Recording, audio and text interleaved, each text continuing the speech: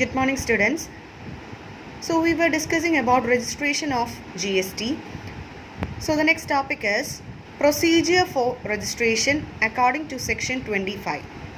Any person applying for GST registration has to comply with the following procedures insisted in the Act and rules.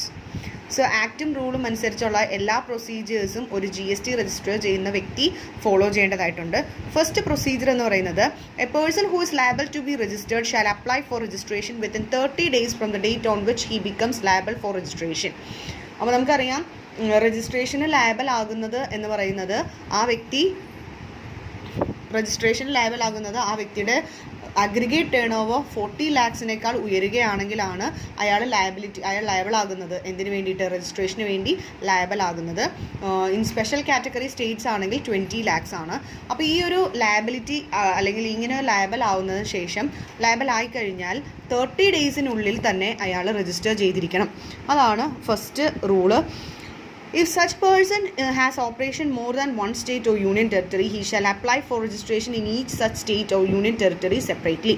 ഇനി ഒന്നിൽ കൂടുതൽ സ്റ്റേറ്റിലോ union ടെറിട്ടറീസിലോ അദ്ദേഹത്തിന് ബിസിനസ്സുകൾ ഉണ്ടെങ്കിൽ എല്ലാത്തരം സ്റ്റേറ്റുകളിലും എത്ര ബിസിനസ് ഉണ്ടോ ആ സ്റ്റേറ്റുകളെല്ലാം സെപ്പറേറ്റ് ആയിട്ട് രജിസ്ട്രേഷൻ നടത്തേണ്ടതായിട്ടുണ്ട്. എക്സാമ്പിൾ ഇവിടെ പറയുന്നുണ്ട്. Example, Reliance industry limited has operation in 29 states, 6 union territories and national capital territory Delhi. അപ്പോൾ റിലയൻസ് ഇൻഡസ്ട്രീസ് എന്ന് പറയുന്ന ഒരു കമ്പനിക്ക് 29 സ്റ്റേറ്റ്സിൽ അയാൾക്ക് ബിസിനസ് ഉണ്ട്. അതുപോലെ തന്നെ 6 യൂണിയൻ ടെറിട്ടറീസിലും നാഷണൽ ക്യാപിറ്റൽ ടെറിട്ടറി ഡൽഹിയിലും അയാൾക്ക് ബിസിനസ് ഉണ്ട്. അപ്പോൾ ഈ പറയുന്ന എല്ലായിടത്തും തന്നെ സെപ്പറേറ്റ് ആയിട്ട് അയാൾ രജിസ്ട്രേഷൻ നടത്തിയിരിക്കണം according to GST act. Then casual taxable person on non resident taxable person. Occasionally business ചെയ്യുന്ന വ്യക്തികളും അതുപോലെ തന്നെ നോൺ റെസിഡൻസ് ഫോറിൻ കൺട്രിയിൽ താമസിച്ചുകൊണ്ട് ഇവിടെ ബിസിനസ് ചെയ്യുന്നവർ, ഇവിടെ പെർമനൻ്റ് ആയിട്ട് അല്ലെങ്കിൽ കൂടുതൽ ദിവസം ഇവിടെ നിൽക്കാത്ത ആളുകളെയാണ് നമ്മൾ നോൺ റെസിഡൻസ് എന്ന് പറയുന്നത്, ഇന്ത്യയിൽ ജീവിക്കാത്ത വ്യക്തികൾ. അപ്പോൾ അവരിവിടെ ബിസിനസ് ചെയ്യുന്നുണ്ട്, പക്ഷെ അവർ ഇവിടെ നിൽക്കുന്നില്ല. അപ്പോൾ അങ്ങനെയുള്ളവരും എന്ത് ചെയ്തിരിക്കണം? 5 days, അതായത് ബിസിനസ് തുടങ്ങുന്നതിന്, കമൻസ്മെൻറ്റ് ഓഫ് ബിസിനസ് തുടങ്ങുന്നതിന് മുമ്പ് 5 ദിവസം മുമ്പെങ്കിലും രജിസ്ട്രേഷൻ നടത്തിയിരിക്കണം. So casual taxable person or a non resident taxable person shall apply for registration at least 5 days prior to the commencement of business. The application for registration must be in the manner of Rule 8. Rule 8 അനുസരിച്ച് ഉള്ള prescribe മാനറിലായിരിക്കണം registration നടത്തേണ്ടത്. അപ്പോൾ rule 8 എന്ന് പറയുന്നത് എന്താണ്? Rule 8 എന്ന് പറയുന്നത് application for registration ആണ് റൂൾ 8 എന്ന് പറയുന്നത്. അപ്പോൾ ആ റൂൾസ് അനുസരിച്ചിട്ടുള്ള ആപ്ലിക്കേഷൻ ആയിരിക്കണം നമ്മൾ കൊടുക്കേണ്ടത്. സോ അതാണ് ഫസ്റ്റ് വൺ. അതിൻ്റെ എക്സ്പ്ലനേഷൻ ഒന്നുകൂടി പറയുന്നുണ്ട്. Every person who makes this apply from territorial waters of India shall obtain registration in a coastal state or union territory where the nearest point of appropriate baseline is located. ഇനി നമ്മൾ coastal areas അല്ലെങ്കിൽ ടെറിട്ടറിയൽ waters of ഇന്ത്യയിലാണ് നമ്മൾ business അല്ലെങ്കിൽ അങ്ങനെയുള്ള border ഏരിയാസിലാണെങ്കിൽ അതിൻ്റെ nearest base line എവിടെയാണോ അവിടെ നമുക്ക് കോസ്റ്റൽ ഏരിയ എവിടെയാണോ അവിടെ നമുക്ക് രജിസ്ട്രേഷൻ നടത്താവുന്നതാണ്. Second one is a person seeking registration under CGST Act shall be granted a single registration in state or union territory. CGST Act പ്രകാരം CGST ആക്ടിലാണ് നമ്മൾ രജിസ്റ്റർ ചെയ്യുന്നതെങ്കിൽ അവിടെ ഒരു സിംഗിൾ രജിസ്ട്രേഷൻ നമുക്ക് സ്റ്റേറ്റിലോ അല്ലെങ്കിൽ യൂണിയൻ ടെറിട്ടറി ആണെങ്കിലും നൽകാനായിട്ട് സാധിക്കും. Then a person having multiple business verticals in the state or union territory may be granted a separate registration for each business vertical. ഓരോ ബിസിനസ് വെർട്ടിക്കൽസിനും ഒന്നിൽ കൂടുതൽ ബിസിനസ്സുകൾ ഉണ്ടെങ്കിൽ ഓരോ ബിസിനസ് വെർട്ടിക്കൽസിനും സെപ്പറേറ്റ് ആയിട്ടുള്ള രജിസ്ട്രേഷൻസ് ആണ് നമ്മൾ ഗ്രാൻഡ് ചെയ്യുന്നത്. A person though not liable to be registered under section 22 or 24. 22-24 എന്ന് പറയുന്ന സെക്ഷൻസ്, ഓരോ സെക്ഷൻസും നമുക്കറിയാവുന്നതാണ്. ഇപ്പോൾ നമ്മൾ പ്രൊസീജിയറിൻ്റെ സെക്ഷൻ 25 ആണ്. അപ്പോൾ 22 എന്ന് പറയുന്നത് ഏതാണ്? 22 എന്ന് പറയുന്നത് ത്രിഷോൾ ലിമിറ്റ് ആണ്. അതുപോലെ തന്നെ 24 എന്ന് പറയുന്നത് കമ്പൽസറി രജിസ്ട്രേഷൻ ആണ്. അപ്പോൾ ഇവിടെ പറയുന്നുണ്ട് a person though not liable, അതായത് ഇവർക്ക് ലിമിറ്റ്, അതായത് 40 lakhs ലിമിറ്റ് വന്നിട്ടുമില്ല, അതുപോലെ കമ്പൽസറി രജിസ്റ്ററിൻ്റെ ആ ഒരു സെക്ഷനിലും ഇവർ വന്നിട്ടില്ല. എന്നാൽ പോലും ഇവർക്ക് സ്വമേധയാൽ രജിസ്ട്രേഷൻ നടത്താവുന്നതാണ്. അതായത് സെക്ഷൻ 22 അല്ലെങ്കിൽ സെക്ഷൻ 24 അനുസരിച്ച് രജിസ്ട്രേഷൻ ചെയ്യാൻ ലയബിലിറ്റി ഇല്ലാത്തവർ, സച്ച് ആസ് ത്രിഷോൾഡ് ലിമിറ്റ് ഇല്ല, അതുപോലെ തന്നെ ത്രിഷോൾഡ് ലിമിറ്റ് എത്തിയിട്ടില്ല, അതുപോലെ തന്നെ കമ്പൽസറി രജിസ്ട്രേഷൻ കാറ്റഗറിയിലും ഇല്ല. പക്ഷേ ഇവർക്ക് വേണമെങ്കിൽ സ്വമേധയാൽ രജിസ്ട്രേഷൻ ചെയ്യണമെന്ന് ആവശ്യപ്പെടാം. വോളണ്ടറി ആയിട്ട് രജിസ്റ്റർ ചെയ്യാം. അങ്ങനെ രജിസ്റ്റർ ചെയ്താൽ ഒരു രജിസ്റ്റേർഡ് പേഴ്സണുള്ള എല്ലാ റൈറ്റ്സും ഡ്യൂട്ടീസും ലയബിലിറ്റീസും എല്ലാം തന്നെ ഇവരും ഫോളോ ചെയ്യേണ്ടതായിട്ട് വരും. Next is a person who has obtained or is required to obtain more than one registration, whether in one state or union territory or more than one state or union territory, shall in respect of each such registration will be treated as a distinct person. അപ്പോൾ ഒന്നിൽ കൂടുതൽ ബിസിനസ്സുകളോ അല്ലെങ്കിൽ ഒന്നിൽ കൂടുതൽ സ്റ്റേറ്റുകളിലോ union ടെറിട്ടറീസിലോ business ഉണ്ടെങ്കിൽ separate registration ആണ്. ഓരോ registration ചെയ്യുന്ന വ്യക്തികളുടെ സ്ഥാപനമോ അല്ലെങ്കിൽ വ്യക്തിയോ ഒന്നാണെങ്കിലും നമ്മൾ ഡിസ്റ്റിങ്ക്റ്റ് പേഴ്സൺ ആയിട്ടാണ് കണക്കാക്കുന്നത്. Next is a person applying for registration should have a permanent account number issued under Income Tax Act 1961. അപ്പോൾ ഒരു രജിസ്ട്രേഷന് വേണ്ടി അപ്ലൈ ചെയ്യുന്ന വ്യക്തിക്ക് പെർമനൻറ്റ് അക്കൗണ്ട് നമ്പർ നിർബന്ധമായിട്ട് ഉണ്ടാവണം, which is issued under income tax act 1961. A person required to deduct tax deduction അർഹതയുള്ള വ്യക്തിയാണെങ്കിൽ അദ്ദേഹത്തിന് വേണ്ടത് ടാൻ നമ്പർ ആണ്, that is tax deduction and collection account number. ആ നമ്പർ അദ്ദേഹത്തിൻ്റെ കയ്യിലുണ്ടാവണം according to section 51 of issued under income tax act 1961. അപ്പോൾ പെർമനൻറ്റ് നമ്പർ ഒരു പേഴ്സൺ ഉണ്ടാവണം, അതുപോലെ തന്നെ ടാക്സ് ഡിഡക്ഷൻ അർഹതയുള്ളവരാണെങ്കിൽ ടാൻ നമ്പർ കയ്യിലുണ്ടാവണം. ഇനി non resident taxable person may B granted registration on the basis of such other documents as may be prescribed. ഈ non resident taxable person ആണെങ്കിൽ മറ്റേതെങ്കിലും പ്രിസ്ക്രൈബ് ചെയ്യുന്ന നോൺ റെസിഡൻസിന് പ്രിസ്ക്രൈബ് ചിലപ്പോൾ പാസ്പോർട്ടിൻ്റെ കോപ്പിയോ അല്ലെങ്കിൽ എംബസിയിൽ നിന്നുള്ള സർട്ടിഫിക്കറ്റ്സോ എന്തെങ്കിലും ആയിരിക്കാം. അതെന്താണോ അവർ പ്രിസ്ക്രൈബ് ചെയ്യുന്നത് അത് ഹാജരാക്കേണ്ടതാണ്. Next is where a person who is liable to be registered fails to obtain registration, the proper officer may proceed to register such person in a such manner as may be prescribed. അപ്പോൾ ഒരു വ്യക്തിക്ക് register ചെയ്യാനുള്ള liability ഉണ്ട്, പക്ഷേ അദ്ദേഹം register ചെയ്യുന്നില്ലെങ്കിൽ proper ഓഫീസർക്ക് വേണ്ട നടപടികൾ സ്വീകരിക്കാവുന്നതാണ് അയാളെ കൊണ്ട് register ചെയ്യിപ്പിക്കാനായിട്ട്. Then any specialized category of United National Organization, multilateral financial institution, consulate, embassy of foreign countries and any other notified person shall be granted a unique identity number for the tax purposes.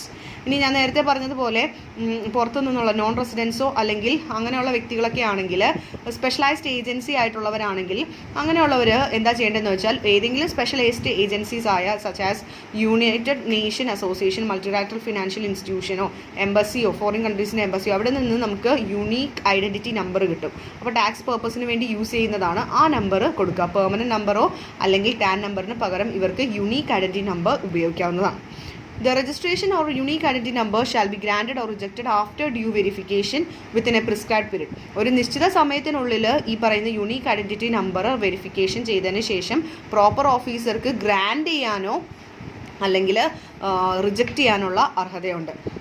ഒന്നില്ലെങ്കിൽ application grand ചെയ്യുക, registration grand ചെയ്യുക, ഇല്ലെങ്കിൽ reject ചെയ്യുക. Next is A certificate of registration after verification എല്ലാം ചെയ്തതിന് ശേഷം prescribe ഡേറ്റിനുള്ളിൽ prescribe ഫോമിൽ ഒരു രജിസ്ട്രേഷൻ സർട്ടിഫിക്കറ്റ് കൊടുക്കാവുന്നതാണ്. A registration or a unique identity number shall be deemed to have granted after expiry of prescribed period with no deficiency has been communicated to the person within that period. അപ്പോൾ registration അല്ലെങ്കിൽ unique identity number ഉണ്ടെങ്കിൽ അയാൾ registered ആയിട്ട് നമുക്ക് കണക്കാക്കാവുന്നതാണ്. കാരണം യാതൊരുവിധ deficiency അല്ലെങ്കിൽ ഈ കൊടുത്തിരിക്കുന്ന ആപ്ലിക്കേഷനിൽ എന്തെങ്കിലും പോരായ്മ ഉണ്ടെന്ന് കമ്മ്യൂണിക്കേഷൻ ഇയാളുമായിട്ട് ചെയ്തില്ല എങ്കിൽ നമുക്കത് ഡീംഡ് രജിസ്ട്രേഷൻ ആയിട്ട്, അതായത് രജിസ്ട്രേഷൻ നടന്നു എന്ന് തന്നെ കൺസിഡർ ചെയ്യാം. Next is application for registration according to rule 8. Rule 8 പ്രകാരം എങ്ങനെയാണ് നമ്മൾ രജിസ്ട്രേഷന് വേണ്ടിയിട്ടുള്ള ആപ്ലിക്കേഷൻ നൽകുന്നത്?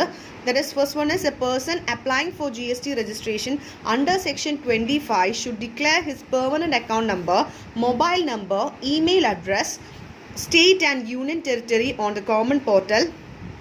Such declaration should be Part A of Form GST Register 1 and can be made either directly or through Facilitation Center notified by the Commissioner. So, a person applying for GST registration വേണ്ടി apply ചെയ്യുന്ന വ്യക്തികൾ section 25 അനുസരിച്ച് അവരുടെ permanent account number, mobile, email address, അതുപോലെ union territory കോഡോ state കോഡോ എന്താണോ ഉള്ളത് അത് കൊടുക്കുക. അത് part A form G S T നമ്മൾ രജിസ്റ്റർ ചെയ്യുമ്പോൾ form G S T register 1-ലുണ്ട്. രജിസ്റ്റർ 1 തന്നെ പാർട്ട് എയും പാർട്ട് ബി ആയിട്ട് ഡിവൈഡ് ചെയ്തിട്ടുണ്ട്. അപ്പോൾ പാർട്ട് എയിലാണ് ഈ പറയുന്ന permanent account number, mobile number, email ID ഇതൊക്കെ കൊടുക്കേണ്ടത്. അപ്പോൾ അത് രജിസ്റ്റർ നോട്ടിഫൈ ചെയ്തിരിക്കുന്ന സെൻറ്റേഴ്സിൽ, അതായത് ഇപ്പോൾ കോമൺ പോർട്ടൽ വഴി ഫെസിലിറ്റേഷൻ സെൻറ്റർ വഴിയോ അല്ലെങ്കിൽ ഡയറക്റ്റ് ആയിട്ടോ നമുക്ക് എന്ത് ചെയ്യാം, അവിടെ ഡയറക്റ്റ് ആയിട്ടോ നമുക്ക് കൊണ്ടുപോയിട്ട് കൊടുക്കാവുന്നതാണ്.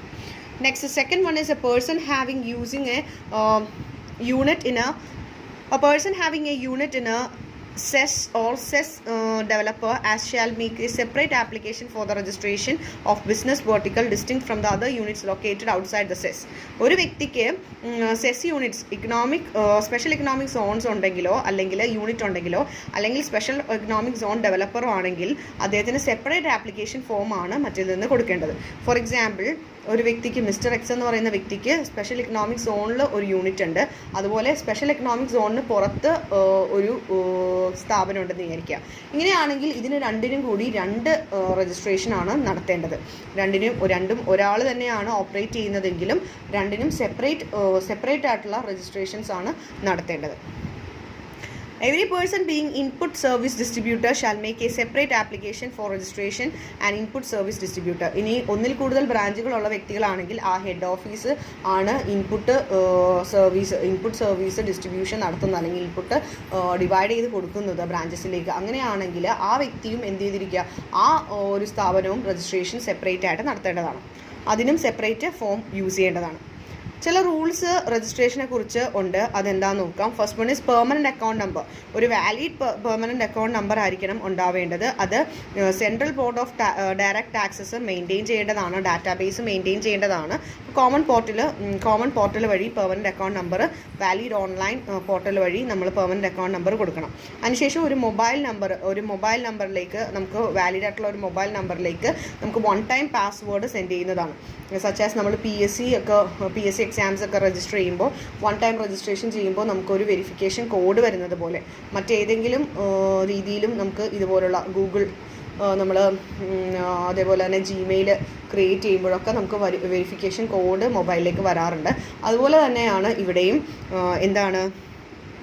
നമുക്ക് വെരിഫിക്കേഷൻ കോഡ് വരാറുണ്ട്. ആ verification code 1 time password mobile നമ്പറിലൂടെ നമുക്കത് പാസ്വേഡ് സെറ്റ് ചെയ്യാവുന്നതാണ്, അത് നമുക്ക് വെരിഫിക്കേഷൻ ചെയ്യാവുന്നതാണ്. അതുപോലെ തന്നെ ഇമെയിൽ അഡ്രസ്സ് വഴിയും വെരിഫിക്കേഷൻ നടത്താറുണ്ട്. 1 ടൈം പാസ്വേഡ് നമുക്ക് ഇമെയിലൂടെയും അയച്ചു തരാറുണ്ട്. സക്സസ്ഫുൾ വെരിഫിക്കേഷൻ സക്സസ്ഫുള്ളായി നടന്നതിന് ശേഷം നമുക്ക് ആ മൊബൈൽ നമ്പറും പെർമനൻറ്റ് അക്കൗണ്ട് നമ്പറും മൊബൈൽ നമ്പർ ഇമെയിൽ അഡ്രസ്സ് ഇതെല്ലാം എല്ലാം ഓക്കെ ആണെങ്കിൽ നമുക്ക് ടെമ്പററി ആയിട്ട് ഒരു reference number TRN temporary reference number, നമുക്കറിയാം നമ്മളൊരു പുതിയൊരു വെഹിക്കിൾ നമ്മൾ എടുക്കുകയാണെങ്കിൽ അവിടെ നമുക്ക് ആദ്യം തന്നെ പെർമനൻ്റ് ആയിട്ടുള്ള രജിസ്റ്റർ നമ്പർ അല്ല തരുന്നത്, ഒരു ടെമ്പററി ആയിട്ടുള്ള TP ആണ് തരുന്നത്. നമുക്ക് പെർമനൻ്റ് ആയിട്ട് ടെമ്പററി രജിസ്റ്റർ നമ്പറാണ് തരുന്നത്. അതിന് ശേഷമാണ് വെരിഫിക്കേഷനും മറ്റെല്ലാം കഴിഞ്ഞതിന് ശേഷമാണ് നമുക്ക് പെർമനൻ്റ് ആയിട്ടുള്ള ഒരു രജിസ്റ്റർ നമ്പർ തരുന്നത്. ആ സെയിം പ്രൊസീജിയറാണ് ഇവിടെയും. ഇതെല്ലാം വെരിഫിക്കേഷൻ ചെയ്തതിന് ശേഷം ഒരു ടെമ്പററി റെഫറൻസ് നമ്പർ ആദ്യം കൊടുക്കും. അതിനുശേഷം അയാളുമായിട്ട് ആ ആപ്ലിക്കൻറ്റുമായിട്ട് കമ്മ്യൂണിക്കേറ്റ് ചെയ്യും, ഈ പറയുന്ന സെറ്റ് മൊബൈൽ നമ്പറിലൂടെയോ ഇമെയിൽ നമ്പറിലൂടെയോ. അതിനുശേഷം റെഫറൻസ് നമ്പറിലൂടെ അത്തരത്തിൽ ജനറേറ്റ് ചെയ്യുന്ന ഇലക്ട്രോണിക്കലി സബ്മിറ്റ് ചെയ്യണം. വീണ്ടും നമ്മൾ റെഫറൻസ് നമ്പർ യൂസ് ചെയ്തുകൊണ്ട് പാർട്ട് ബി, നമ്മൾ ആദ്യം പറഞ്ഞു പാർട്ട് എ ആണ് നമ്മൾ ഫോം GST രജിസ്റ്റർ 1 പാർട്ട് എയിൽ നമ്മൾ ഫില്ല് ചെയ്ത് കഴിഞ്ഞു. ഇനി പാർട്ട് ബിയിൽ നമ്മൾ രജിസ്റ്റർ നമ്പറിൽ duly verification electronic verification code ഉപയോഗിച്ചുകൊണ്ട് സൈൻ ചെയ്യുക. അതിനുശേഷം ആ പറയുന്ന ഫെസിലിറ്റേഷൻ സെൻറ്ററിൽ നിന്നോ ഡയറക്റ്റ്ലിയോ നമ്മൾ ചെല്ലുമ്പോൾ നമ്മുടെ അടുത്ത് നോട്ടിഫൈഡ് കമ്മീഷണർ പറയുന്ന രീതിയിലുള്ള എല്ലാ ഡോക്യുമെൻറ്റ്സും അതിലൂടെ നമ്മൾ ആ part B of form GST രജിസ്റ്ററിലൂടെ നമ്മൾ സബ്മിറ്റ് ചെയ്യാം. Next step is on receipt on an application, an acknowledgement shall be issued electronically to the applicant in form GST register 2. നമുക്കൊരു അക്നോളജ്മെൻറ്റ് കിട്ടുന്നതായിരിക്കും. നമ്മൾ ഈ ആപ്ലിക്കേഷൻ റെസീപ്റ്റ് കിട്ടുമ്പോൾ അത് ഫോം GST രജിസ്റ്റർ 2യിലൂടെയാണ്. അപ്പോൾ a person applying for registration shall be as a casual taxable person ആയിട്ടോ അല്ലെങ്കിൽ നോൺ റെസിഡൻറ്റോ എന്തോ ആവട്ടെ, കാഷ്വൽ ടാക്സബിൾ പേഴ്സൺ ആയിട്ടാണ് നമ്മൾ രജിസ്റ്റർ ചെയ്യുന്നത്. സാധാരണ നോർമൽ അല്ലാതെ ഒക്കേഷണലി മാത്രം ബിസിനസ് ചെയ്യുന്ന വ്യക്തികളാണെങ്കിൽ ഇവർ രജിസ്ട്രേഷൻ്റെ സമയത്ത് ഒരു advance deposit temporary reference number കിട്ടിയതിന് ശേഷം കോമൺ പോർട്ടൽ വഴി ടെമ്പററി റെഫറൻസ് നമ്പർ കിട്ടിയതിന് ശേഷം കാഷ്വൽ ടാക്സബിൾ പേഴ്സൺ ആണെങ്കിൽ ഒരു അഡ്വാൻസ് ഡിപ്പോസിറ്റ് ഈ ടാക്സ് അതോറിറ്റിയുമായിട്ട് ഇവർ വെക്കേണ്ടതായിട്ട് വരും. അപ്പോൾ ഒരു അഡ്വാൻസ് ഡിപ്പോസിറ്റ് കൊടുത്തതിന് ശേഷമേ ഇവർക്ക് എന്ത് കിട്ടുള്ളൂ, അക്നോളജ്മെൻറ്റ് ഇഷ്യൂ ചെയ്യുള്ളൂ. അപ്പോൾ എത്രയാണ് ഡിപ്പോസിറ്റ് എന്നുള്ളത് അവർ പറയും. അതിനുശേഷം ആ സെക്ഷൻ 27 അനുസരിച്ച് ഡിപ്പോസിറ്റ് കൊടുത്തതിന് ശേഷമാണ് അക്നോളജ്മെൻറ്റ് കിട്ടുന്നത്. Next is after application of registration നമുക്ക് verification of application and approval ആണ്. വെരിഫിക്കേഷൻ നടത്തണം. വെരിഫിക്കേഷൻ എന്ന് പറഞ്ഞാൽ നമ്മൾ സൂക്ഷ്മമായി പരിശോധിച്ച് എല്ലാ ഡോക്യുമെൻറ്റ്സും കറക്റ്റാണെന്ന് ടാക്സ് അതോറിറ്റീസ് ഉറപ്പ് വരുന്നതിനാണ് നമ്മൾ എന്ത് പറയുന്നത്, വെരിഫിക്കേഷൻ എന്ന് പറയുന്നത്. Application shall be forward to proper officer who shall examine it and accompanying documents. If the application and the documents are found to be in order, the applicant shall be granted registration within a period of 3 working days from the date of submission of application. അപ്പോൾ application proper ഓഫീസറിന് കൊടുത്തതിന് ശേഷം ഇയാളത് വളരെ detail ആയിട്ട് ഈ documents എന്ത് ചെയ്യുന്നു, പരിശോധിച്ച് verification ചെയ്തതിന് ശേഷം എന്തെങ്കിലും പ്രശ്നങ്ങളുണ്ടോ എന്നെല്ലാം പരിശോധന ശേഷം മാത്രമാണ് രജിസ്ട്രേഷൻ ഗ്രാൻഡ് ചെയ്യുന്നത്. രജിസ്ട്രേഷൻ ഗ്രാൻഡ് ചെയ്യുന്നത് 3 ഡേയ്സിനുള്ളിലാണ്. ആപ്ലിക്കേഷൻ സബ്മിറ്റ് ചെയ്ത് കഴിഞ്ഞ് 3 ദിവസത്തിനുള്ളിൽ രജിസ്ട്രേഷൻ നമുക്ക് നടത്തി തരുന്നതായിരിക്കും.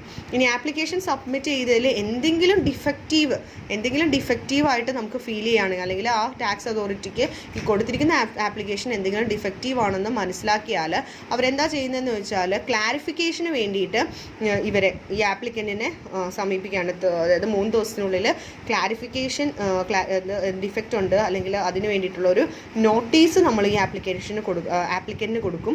അപ്പോൾ ആ നോട്ടീസിൽ എന്ത് ക്ലാരിഫിക്കേഷൻ ആണോ വേണ്ടത് അതിനെക്കുറിച്ചുള്ള അത് സബ്മിറ്റ് ചെയ്യാൻ വേണ്ടിയിട്ട് അവർക്ക് 7 വർക്കിംഗ് ഡേയ്സ് ആണ് കൊടുക്കുന്നത്. According to form GSTR register 4 എന്തെങ്കിലും ഡോക്യുമെൻറ്റ്സ് മിസ് ചെയ്തിട്ടുണ്ടോ അല്ലെങ്കിൽ വേറെ എന്തെങ്കിലും കുറിച്ചുള്ള ക്ലാരിഫിക്കേഷൻ ആണെങ്കിൽ എന്തിനെക്കുറിച്ചാണെങ്കിലും ഇവരെന്ത് ചെയ്യുക, ആ ക്ലാരിഫിക്കേഷൻ നടത്തുക. ഈ ഒരു GST ഫോം രജിസ്റ്റർ 3 7 ഡേയ്സിനുള്ളിൽ അവർ ആ ക്ലാരിഫിക്കേഷൻ നടത്തി തിരിച്ച് ആ നോട്ടീസിന് മറുപടി കൊടുക്കുക. Applicant can be made modification corrections. അപ്പോൾ ആപ്ലിക്കൻറ്റിന് മോഡിഫിക്കേഷൻസും കറക്ഷൻസും ഒക്കെ പെർട്ടിക്കുലേഴ്സിൽ കൊടുക്കാവുന്നതാണ് രജിസ്ട്രേഷൻ്റെ സമയത്തുള്ള പെർട്ടിക്കുലേഴ്സിൽ. പക്ഷേ ഒരിക്കലും പെർമനൻറ്റ് അക്കൗണ്ട് നമ്പറോ സ്റ്റേറ്റോ മൊബൈൽ നമ്പറോ ഇമെയിൽ ID നമുക്ക് ഒരു പ്രാവശ്യം കൊടുത്തു കഴിഞ്ഞാൽ വീണ്ടും അത് മോഡിഫിക്കേഷൻ ചെയ്യാനായിട്ട് സാധിക്കില്ല. If the proper officer is satisfied with the clarification, information or documents furnished by the applicant, the registration shall be granted to the applicant within a period of 7 working days from the date of receipt of such clarification or information or documents. അപ്പോൾ proper ഓഫീസർക്ക് ഈ notice കൊടുത്തതിന് ശേഷം ഈ കൊടുക്കുന്ന ക്ലാരിഫിക്കേഷനിൽ satisfaction തൃപ്തി ഉണ്ടെങ്കിൽ അവർക്ക് രജിസ്ട്രേഷൻ ഗ്രാൻഡ് ചെയ്യാവുന്നതാണ് 7 ഡേയ്സ് കഴിയുമ്പോൾ. ഇനി യാതൊരുവിധ റിപ്ലൈയും ഈ വ്യക്തിയിൽ നിന്ന് ആപ്ലിക്കൻറ്റിൽ നിന്ന് കിട്ടിയിട്ടില്ല എങ്കിൽ നോട്ടീസ് കൊടുത്തതിന് ശേഷം 7 ഡേയ്സ് കഴിഞ്ഞിട്ടും യാതൊരുവിധ ക്ലാരിഫിക്കേഷനും തിരിച്ച് കിട്ടിയിട്ടില്ല എങ്കിൽ അവർക്ക് ഈ പറയുന്ന ആപ്ലിക്കൻറ്റിൻ്റെ രജിസ്റ്റർ ചെയ്യാനുള്ള ആപ്ലിക്കേഷൻ റിജക്റ്റ് ചെയ്യാവുന്നതാണ്.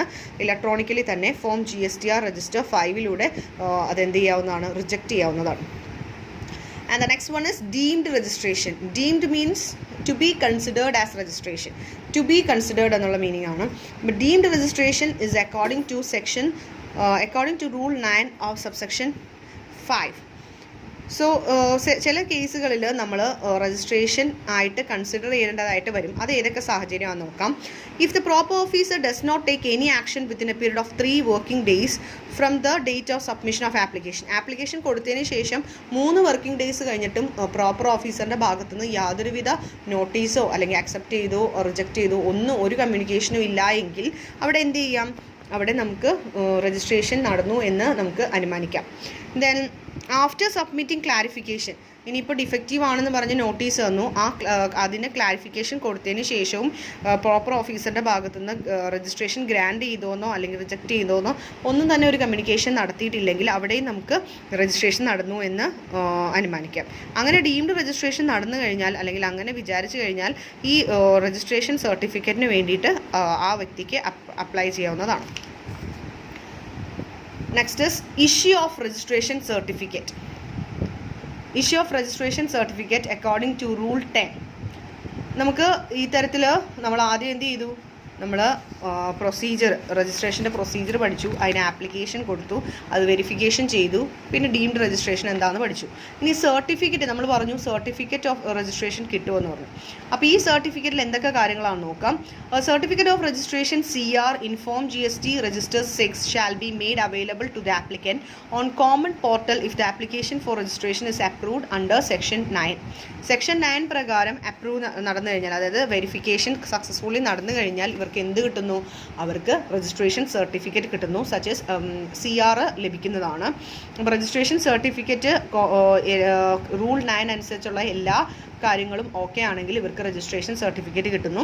The principal place of the business and additional places of places of business shall be maintain in the certificate of registration.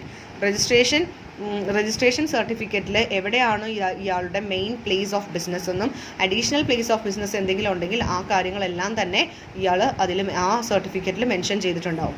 Then goods and service tax identification number GSTIN shall be assigned to the person within the following characters. അപ്പോൾ GSTIN registration certificate കിട്ടിയതിന് ശേഷം ഇയാൾക്ക് GSTIN that is goods and service tax identification number കിട്ടുന്നതാണ്. അപ്പോൾ ഈ identification നമ്പറിൽ ചില characters ഉണ്ട്. എന്തൊക്കെയാണ് ആ ക്യാരക്ടേഴ്സ് നോക്കാം. ഈ ഒരു എക്സാമ്പിൾ നോക്കാം.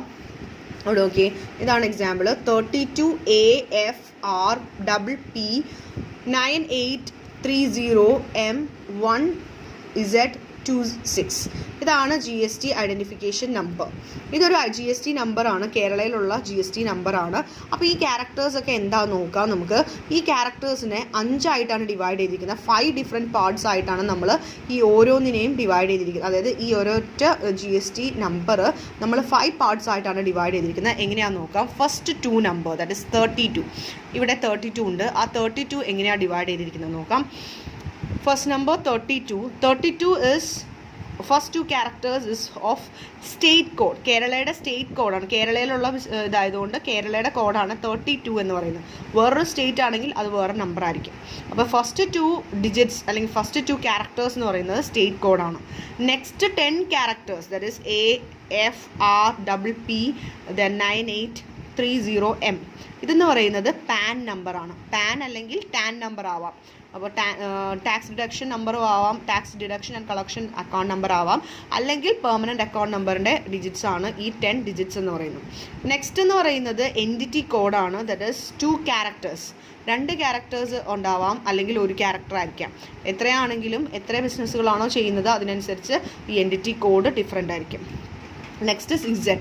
That is alphabet is A common character. എല്ലാത്തിലും എല്ലാ GSTയിലും അല്ലെങ്കിൽ ആരൊക്കെ GST ഐഡൻറ്റിഫിക്കേഷൻ നമ്പർ ഉണ്ടെങ്കിലും Z എന്ന് പറയുന്നത് കോമൺ ആണ്, ഡീഫോൾട്ട് ആൽഫബറ്റ് ആണ്. ഇനി നമുക്ക് എന്തെങ്കിലും അഡീഷണൽ ആയിട്ട് ചേർക്കാനുണ്ടെങ്കിൽ പിന്നീട് ഫ്യൂച്ചറിൽ നമുക്ക് ആവശ്യമുണ്ടെങ്കിൽ അവിടെ ഒരു ക്യാരക്ടർ ഇട്ട് വെച്ചിരിക്കുകയാണ് നമുക്കത് ചെയ്യാൻ വേണ്ടിയിട്ട്. അപ്പോൾ Z എന്നുള്ളത് കോമൺ ക്യാരക്ടറാണ്, അതിൽ യാതൊരുവിധ വ്യത്യാസവും ഇല്ല. ഇനി ലാസ്റ്റ് 2 ഡിജിറ്റ്സ് എന്ന് പറയുന്നത് ചെക്സം ക്യാരക്ടറാണ്. That is 26 is checksum character. Any errors, എന്തെങ്കിലും എറേഴ്സ് ഉണ്ടെങ്കിൽ അത് ഐഡൻറ്റിഫൈ ചെയ്യാൻ വേണ്ടിയിട്ട്, എറർ ഒന്നുമില്ല, എറർ ഫ്രീ ആണെന്ന് അറിയിക്കാൻ വേണ്ടിയിട്ടാണ് ഈ നമ്പർ. എറർ ഉണ്ടെങ്കിൽ അവിടെ നമുക്ക് പെട്ടെന്ന് ഐഡൻറ്റിഫൈ ചെയ്യാനും വേണ്ടിയിട്ടാണ് ഇങ്ങനെ നമ്മൾ 5 പാർട്സ് ആയിട്ടാണ് GSTIN നമ്പർ ഡിവൈഡ് ചെയ്തിരിക്കുന്നത്. Next is registered. A registration shall be effective from the date on which person becomes liable for registration where the application of registration has been submitted within a period of 30 days of such date. അപ്പോൾ registration നമ്മൾ എന്ത് പറഞ്ഞു, liability, registration നമ്മൾ liable ആണെന്ന്, അതായത് നമ്മുടെ ലിമിറ്റോ അല്ലെങ്കിൽ compulsory രജിസ്ട്രേഷനിലെ പട്ടികയിൽ നമ്മൾ പെടുകയാണെങ്കിൽ അവിടെ ലയബിലിറ്റി ഉണ്ട്. ആ ലയബിലിറ്റി നമുക്ക് വന്നു കഴിഞ്ഞാൽ 30 ദിവസത്തിനുള്ളിൽ രജിസ്ട്രേഷൻ നടത്തിയിരിക്കുക. ഒരു ആപ്ലിക്കേഷൻ നമ്മൾ കൊടുക്കേണ്ടതാണ്. ആ ആപ്ലിക്കേഷൻ 30 ഡേയ്സിനുള്ളിൽ നമ്മൾ കൊടുത്തിരിക്കണം. അത് രജിസ്ട്രേഷൻ ഗ്രാൻഡ് ചെയ്യുന്നത് റൂൾ 9 അനുസരിച്ച് വെരിഫിക്കേഷന് ശേഷമാണ്. ഇനി ഒരു സർട്ടിഫിക്കറ്റ് നമുക്ക് കിട്ടിക്കഴിഞ്ഞാൽ അത് ഡ്യൂലി സൈൻഡും വെരിഫൈഡും ആണെന്ന് നമ്മൾ ഇലക്ട്രോണിക് വെരിഫിക്കേഷൻ കോഡിലൂടെ പ്രോപ്പർ ഓഫീസർ നമുക്ക് തരുന്നതായിരിക്കും. അതുപോലെ തന്നെ last one is where the registration has been granted under Rule 9 subsection 5, അതായത് ഡീംഡ് രജിസ്ട്രേഷൻ ആണെങ്കിൽ ആ വ്യക്തി എന്താണ്, അദ്ദേഹത്തെ ഈ രജിസ്ട്രേഷൻ നമ്പർ കിട്ടാൻ വേണ്ടിയിട്ട് പ്രോപ്പർ ഓഫീസറോ ആരാണോ അതോറിറ്റി അവരുമായിട്ട് കമ്മ്യൂണിക്കേറ്റ് ചെയ്യണം. സ്പെസിഫൈഡ് പീരീഡിനുള്ളിൽ 3 days ആണ് പറയുന്നത്. ആ 3 daysനുള്ളിൽ അവരുമായിട്ട് കമ്മ്യൂണിക്കേറ്റ് ചെയ്ത് രജിസ്ട്രേഷൻ സർട്ടിഫിക്കറ്റ് വാങ്ങുക. ഇത്രയുമാണ് ഇഷ്യൂ ഓഫ് രജിസ്ട്രേഷൻ സർട്ടിഫിക്കറ്റിനെ സംബന്ധിച്ച് വരുന്നത്.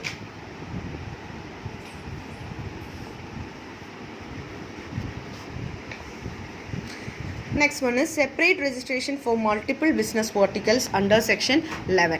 നമ്മൾ പറഞ്ഞു ബിസിനസ് വെർട്ടിക്കൽസ് എന്ന് പറഞ്ഞാൽ ഒരേപോലത്തെ ഉള്ള അല്ലെങ്കിൽ ഒരേ സ്ട്രീമിലുള്ള ബിസിനസ്സുകളെയാണ് നമ്മൾ ബിസിനസ് വെർട്ടിക്കൽസ് എന്ന് പറയുന്നത്.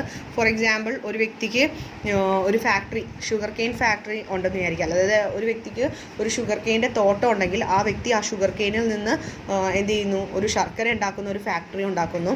അതുപോലെ തന്നെ ഒരു ഷുഗറിൻ്റെ ഒരു റീറ്റെയിൽ ഷോപ്പ് ഉണ്ടാക്കുന്നു, അല്ലെങ്കിൽ വേറെ എന്തെങ്കിലും ഹോൾസെയിൽ സ്ഥാപനങ്ങൾ. ഈ മൂന്നും ഒരേപോലത്തെ സ്ഥാപനങ്ങളാണെങ്കിലും പക്ഷേ ഒരേ പ്രോഡക്റ്റിൽ നിന്ന് വരുന്ന സ്ഥാപനങ്ങളാണെങ്കിലും ഇത് മൂന്നും എന്താണ്, വ്യത്യസ്തമായിട്ടുള്ള എസ്റ്റാബ്ലിഷ്മെൻറ്റ്സ് ആണ്. അപ്പോൾ അതിൽ മൂന്നും നമ്മൾ എന്ത് ചെയ്യണം, സെപ്പറേറ്റ് ആയിട്ട് രജിസ്ട്രേഷൻ ചെയ്യേണ്ടതായിട്ടുണ്ട്. അപ്പോൾ അങ്ങനെ വരുമ്പോൾ such persons has more than one business verticals ഉണ്ടെങ്കിൽ സെപ്പറേറ്റ് രജിസ്ട്രേഷൻ ചെയ്യണം.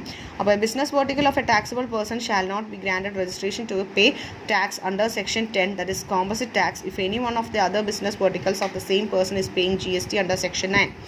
അപ്പോൾ ബിസിനസ് വെർട്ടിക്കൽസിൽ ഒരു ഇപ്പോൾ പറയുന്ന 3 ബിസിനസ്സിൽ ഒരെണ്ണത്തിൽ നമുക്ക് ടേൺ ഓവർ കൂടുതലാണ്. അപ്പോൾ അതുകൊണ്ട് തന്നെ അത് രജിസ്റ്റർ ചെയ്യേണ്ട ആവശ്യമുണ്ടെങ്കിൽ ആ രജിസ്ട്രേഷൻ വരുമ്പോൾ ഓട്ടോമാറ്റിക്കലി മറ്റ് ബിസിനസ് സ്ഥാപനങ്ങളും എന്ത് ചെയ്യേണ്ടതായിട്ട് വരും, രജിസ്ട്രേഷൻ നൽകേണ്ടതായിട്ട് വരും. കോമ്പോസിറ്റ് ടാക്സ് അവിടെ അപ്ലൈ ചെയ്യാനായിട്ട് സാധിക്കില്ല. Next is all separately registered business verticals of such person shall pay tax on supply of goods and service of both made to the other registered verticals. അപ്പോൾ മറ്റ് എല്ലാവരും തന്നെ separate ആയിട്ട് business verticals ഉണ്ടെങ്കിൽ എല്ലാ business വെർട്ടിക്കൽസിനും separate tax നമ്മൾ പേ ചെയ്യേണ്ടതായിട്ട് വരും. അവർക്ക് സെപ്പറേറ്റ് ടാക്സ് ഇൻവോയ്സ് ഇഷ്യൂ ചെയ്യേണ്ടതായിട്ടും വരും. Where any business verticals of a registered person has been granted a separate registration becomes ineligible to pay composite tax under section 10. All the other business verticals of the person shall become ineligible to pay composite tax. അപ്പോൾ ഏതെങ്കിലും ഒരു business registration separate registration ആവശ്യമായിട്ട് വന്നു കഴിഞ്ഞാൽ composite tax പേ ചെയ്യാനായിട്ടുള്ള അർഹത നഷ്ടപ്പെട്ട് കഴിഞ്ഞാൽ മറ്റ് ബിസിനസ് വെർട്ടിക്കൽസും ഓട്ടോമാറ്റിക്കലി ഈ കോമ്പോസിറ്റ് ടാക്സ് പേ ചെയ്യാനുള്ള അർഹതയിൽ നിന്ന് പോവുകയും എല്ലാവരും തന്നെ എല്ലാ ബിസിനസ് വെർട്ടിക്കൽസും തന്നെ രജിസ്ട്രേഷൻ ചെയ്യേണ്ടതായിട്ടും വരും. അങ്ങനെ രജിസ്ട്രേഷൻ ചെയ്യേണ്ടത് സെപ്പറേറ്റ് ആപ്ലിക്കേഷൻ ഫോമിലാണ്. ഫോം GST രജിസ്റ്റർ 1 നമ്മൾ റൂൾ 9 അതുപോലെ റൂൾ 10 വെരിഫിക്കേഷൻ എല്ലാം ചെയ്തതിന് ശേഷം ഇവർക്ക് രജിസ്ട്രേഷൻ ഗ്രാൻഡ് ചെയ്യുന്നതാണ്. നോർമൽ പോലെ തന്നെ ഓരോ ബിസിനസ് വെർട്ടിക്കൽസിനും ഓരോ രജിസ്ട്രേഷൻ സർട്ടിഫിക്കറ്റ് സെപ്പറേറ്റ് ആയിട്ട് കൊടുക്കുന്നത്. So that's all for today. Thank you students. Have a nice day.